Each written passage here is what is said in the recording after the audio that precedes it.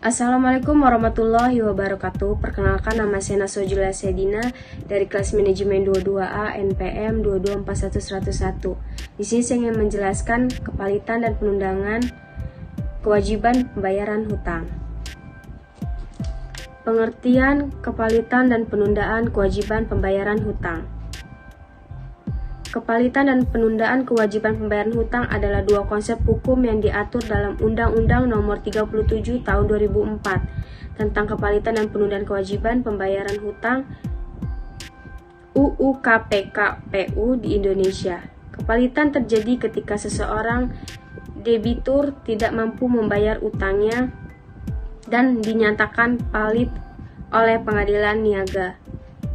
Dalam hal ini, kekayaan debitur disita dan dikelola oleh kurator di bawah pengawasan hakim pengawas. Di sisi lain, penundaan kewajiban pembayaran utang PKPU adalah proses hukum yang memungkinkan debitur yang mengalami kesulitan keuangan untuk menunda pembayaran utang kepada kreditur. Perbedaan antara kepalitan dan penundaan kewajiban pembayaran hutang. Kepalitan adalah keadaan di mana seseorang perusahaan atau individu dinyatakan tidak mampu membayar utangnya. Sedangkan penundaan kewajiban pembayaran utang adalah proses hukum yang memungkinkan debitur yang mengalami kesulitan keuangan untuk menunda pembayaran utang kepada kreditur. Berikut adalah perbedaan antara dua konsep tersebut. Kepalitan terjadi ketika seorang debitur tidak mampu membayar utangnya dan dinyatakan palit oleh pengadilan niaga. Pengelolaan harta debitor pada kepalitan dilakukan untuk membayar seluruh utang-utang debitor. Tidak ada batasan waktu untuk penyelesaiannya. Penundaan kewajiban pembayaran utang. 1. Memungkinkan debitur yang mengalami kesulitan keuangan untuk menunda pembayaran utang kepada kreditur.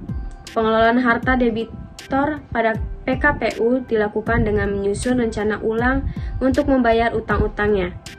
Terdapat batasan waktu untuk menyelesaikan di mana debitur yang diputus PKPU oleh pengadilan diberi kesempatan untuk memberikan penawaran perdamaian selama 270 hari.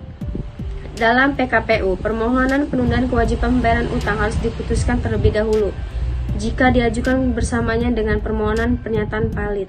PKPU juga lebih didahulukan daripada kepalitan menurut pasal 229 ayat 3 dan ayat 4 Undang-Undang Nomor 37 Tahun 2004 tentang kepalitan dan PKPU. Apa saja syarat-syarat yang harus dipenuhi untuk mengajukan permohonan penundaan kewajiban pembayaran utang? Syarat-syarat yang harus dipenuhi untuk mengajukan permohonan penundaan kewajiban pembayaran utang di Indonesia adalah sebagai berikut. 1. Jangka waktu pembayaran utang telah jatuh tempo. PKPU bisa diajukan jika pembayaran utang telah jatuh tempo atau melebihi tenggat waktu pembayaran yang ditentukan oleh sebelumnya. Debitur memiliki lebih dari satu kreditur. Permohonan PKPU dapat diajukan jika debitur memiliki lebih dari satu kreditur. Kreditur tergolong sebagai kreditur konkuren. PKPU juga dapat diajukan jika kreditur yang memberikan utang pada debitur merupakan kreditur konkuren, yaitu kreditur yang memberikan utang tanpa menggunakan jaminan. Tujuannya adalah mencapai perdamaian antara debitur dan kreditur agar dapat mencapai kesepakatan tentang bagaimana utang-utang tersebut akan dibayarkan. PKPU diatur dalam bab 3 pasal 222 sampai dengan pasal 294 UU KPKPU. Proses pengajuan PKPU diatur dalam pasal 51 ayat 1 dalam 3 UU KPKPU. Kesimpulannya, kepalitan dan penundaan kewajiban pembayaran utang merupakan konsep hukum yang diatur dalam Undang-Undang Indonesia.